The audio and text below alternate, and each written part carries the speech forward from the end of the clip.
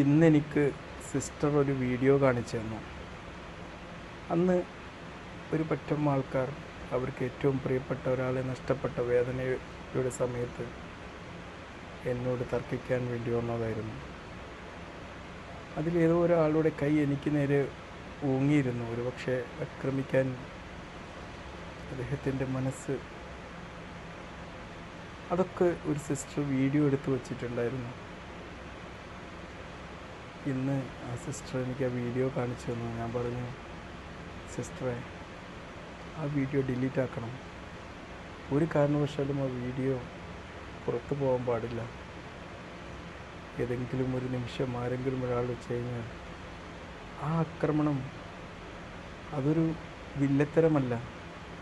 ഒരു പക്ഷേ ആ ദേഷ്യപ്പെടൽ തനിക്ക് ഏറ്റവും പ്രിയപ്പെട്ട ഒരാളോട് കാണിക്കുന്നൊരു സ്നേഹമാണ്.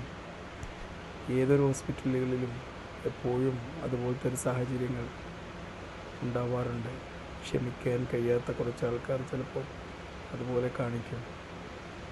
എനിക്ക് ഓർക്കുകയാണ്, എൻ്റെ ഫാദർ-ഇൻ-ലോ ഹൃദയാഘാതമായി അഡ്മിറ്റായൊരു സമയം.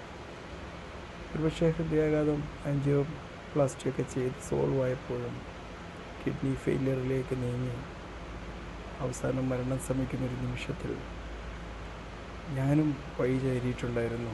പരിശോധിച്ച ഡോക്ടറെ അവർക്ക് എന്തോ അബദ്ധം പറ്റിയെന്ന് ഞാനും പറഞ്ഞിട്ടുണ്ടായിരുന്നു. ഇന്നും ആ ആശുപത്രിയുടെ പരിസരത്തിലൂടെ പോകുമ്പോൾ വല്ലാത്തൊരു ഡാർക്ക്നെസ് ഫീൽ ചെയ്യാറുണ്ട്. അതൊക്കെ മനുഷ്യ സഹജമാണ്.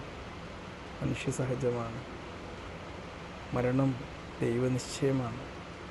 ഒരു കാരണവശാലും ഒരു ഡോക്ടറും ബോധപൂർവം ഒരാളുടെ ജീവൻ നഷ്ടപ്പെടുത്തില്ല, ഒരു കാരണവശാലും. പക്ഷേ കാരുണ്യവാനായ ദൈവത്തിൻ്റെ ഏറ്റവും കരുണ നിറഞ്ഞ പ്രവൃത്തിയായ മരണം അതേത് നിമിഷം ആർക്കും എവിടെ വെച്ച് വരുമെന്ന് പറയാം.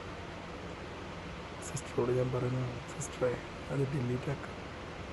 ആ പ്രിയപ്പെട്ട ഒരാളോട് അവർ കാണിക്കുന്ന സ്നേഹമാണത്. അത്രയേറെ സ്നേഹമുണ്ട്. ആ നഷ്ടം താങ്ങാനാവാത്ത ദുഃഖമാണ്. മനസ്സിലായില്ലേ? അങ്ങനെ സിസ്റ്റർ പറഞ്ഞു, എന്നാലും ഞാൻ അവരുടെ ഡോക്ടർക്ക് ഒരു അപകടം വരാതെ കാത്തു സൂക്ഷിച്ച ഒരു പട്ടാളക്കാരെ പോലെ സംരക്ഷിച്ച ആ സിസ്റ്റർമാരോട് ഞാൻ ഒരുപാട് നന്ദി പറഞ്ഞു.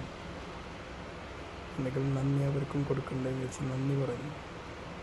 ആ നന്ദി പറഞ്ഞതോടൊപ്പം ഞാൻ പറഞ്ഞു, അത് ഡിലീറ്റ് ആക്കൂ, റീസൈക്കിൾ ബിന്നിൽ നിന്നും അത് ഡിലീറ്റ് ആക്കൂ എന്ന് പറഞ്ഞു.